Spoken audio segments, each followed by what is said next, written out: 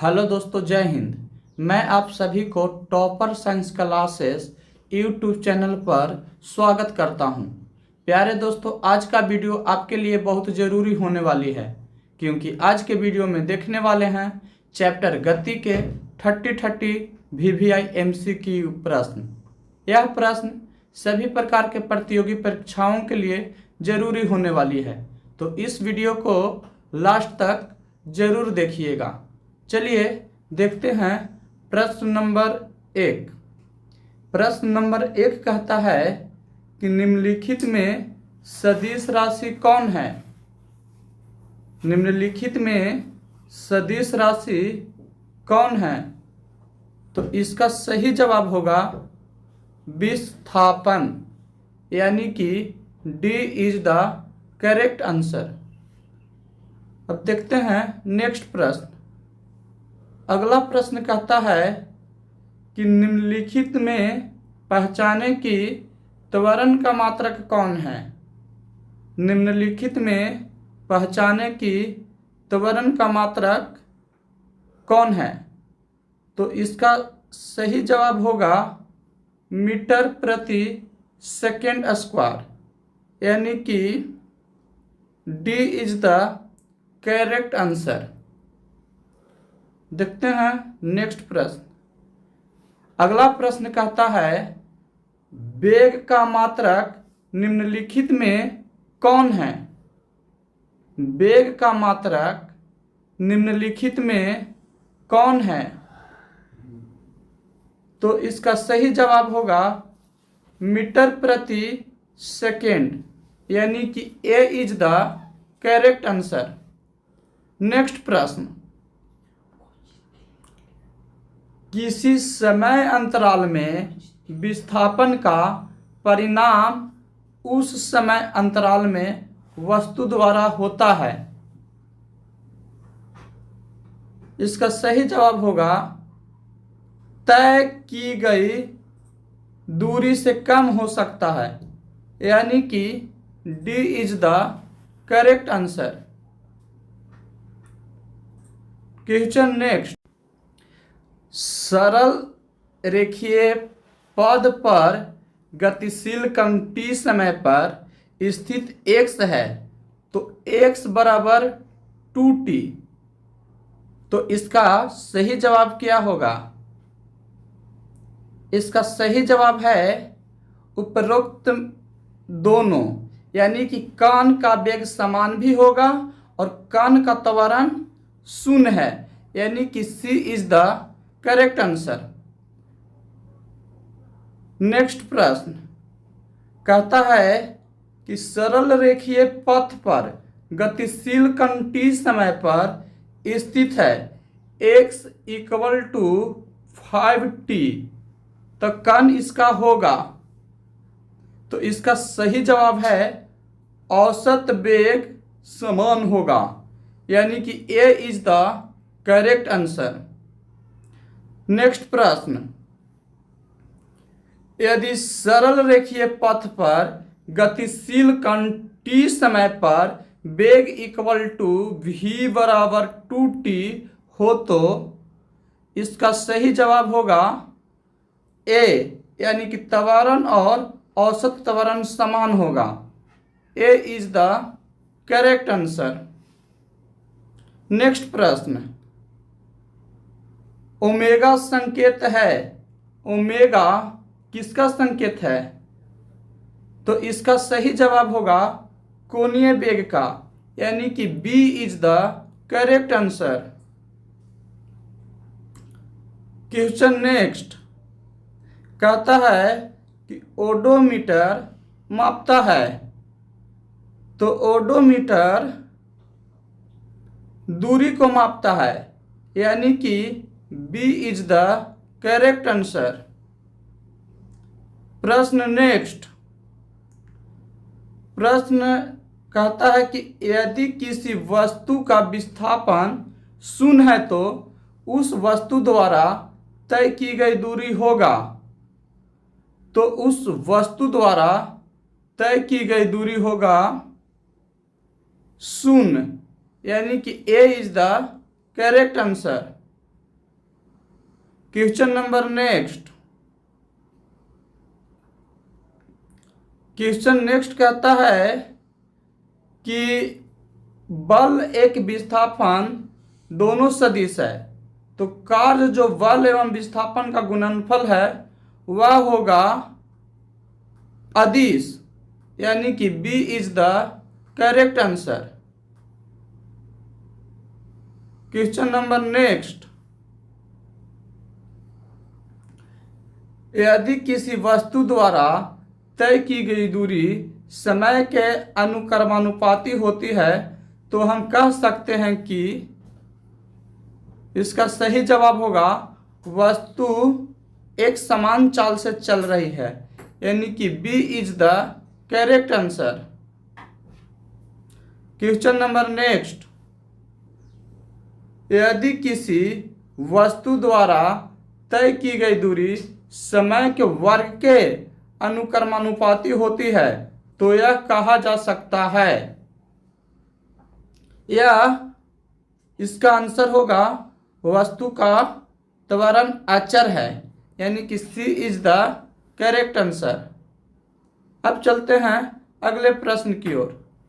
अगला प्रश्न कहता है कि एक समान त्वरित गति में कण का गतिपथ हो सकता है।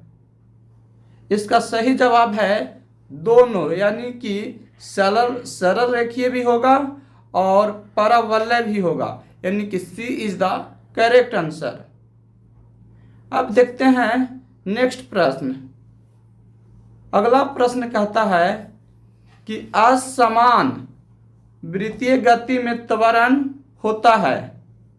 असमान वृत्तीय गति में त्वरण होता है। इसका सही जवाब है इनमें से कोई नहीं, यानी कि D is the correct answer. चलिए नेक्स्ट क्वेश्चन। समान वृत्तीय गति में त्वरण होता है। समान वृत्तीय गति में त्वरण होता है। इसका सही जवाब है वेग के लंबवत, यानी कि C is the correct answer. Question next. स्थिति x समय t तो ग्राफ से प्राप्त होता है। स्थिति x समय t तो ग्राफ से प्राप्त होता है। तो ग्राफ से वेग प्राप्त होता है। ग्राफ से वेग प्राप्त होता है। A is the correct answer. Question next. वेग भी समय t तो ग्राफ से प्राप्त होता है। अगर वेग भी होगा और समय t होगा तो वेग से प्राप्त होगा। इसका सही जवाब होगा दोनों, यानी कि विस्थापन भी प्राप्त होगा और त्वरण भी प्राप्त होगा। तो C is the correct answer. Question next कहता है कि त्वरण ए समय t तो ग्राफ से प्राप्त होगा। त्वरण ए समय t तो ग्राफ से प्राप्त होगा। तो इसका सही जवाब है वेग में परिवर्तन। A is the correct answer. Question number next. औसत चाल है। औसत चाल है तो इसका सही जवाब होगा, इसका सही जवाब है विस्थापन और समय अंतराल का अनुपात ही औसत चाल है, यानी कि A is the correct answer. Question number next.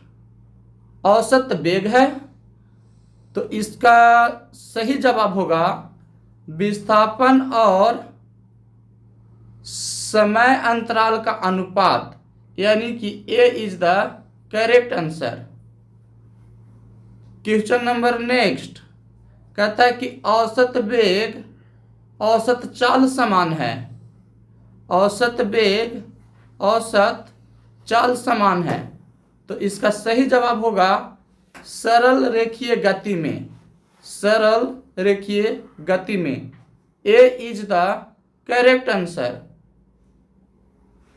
Next question कहता है कि वक्र पथ पर चलते हुए कण द्वारा समान समय अंतराल में समान दूरी तय की जाती है तो कण की गति होगी, तो कण की गति होगी।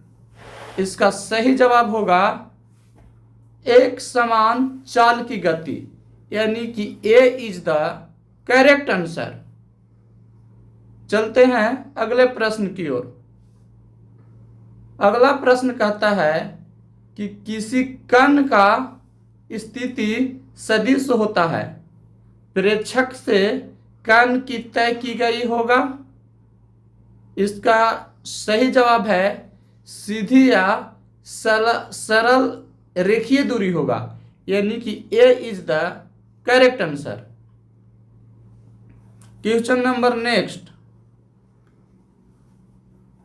क्वेश्चन है कि कण का विस्थापन होता है, कण का विस्थापन होता है।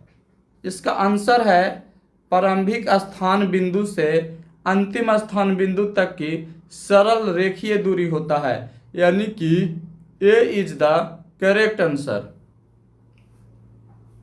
क्वेश्चन नेक्स्ट बताता है कि विस्थापन और तय की गई दूरी समान है। विस्थापन और तय की गई सब दूरी समान है, तो इसका सही जवाब होगा सरल रेखीय गति, यानी कि A is the correct answer. Question next वेग है समय के साथ, वेग है समय के साथ। इसका सही जवाब होगा विस्थापन की दर, यानी कि A is the correct answer. चलिए इस सेशन के लास्ट प्रश्न देखते हैं। लास्ट प्रश्न कहता है कि एक गेंद स्थिरावस्था से गिराया जाता है, एच दूरी गिरने में उसकी औसत चाल होगी। एच दूरी गिरने में उसका औसत चाल क्या होगी? तो इसका सही जवाब होगा √GH/2, यानी कि A is the correct answer. अगर यह क्वेश्चन अच्छा लगा हो तो इस चैनल को कर दीजिए सब्सक्राइब और इस वीडियो को कर दीजिए लाइक, ताकि हम इसी तरह का प्रश्नों का MCQ प्रश्न आगे भी लेकर आपके लिए आते रहें। तब तक के लिए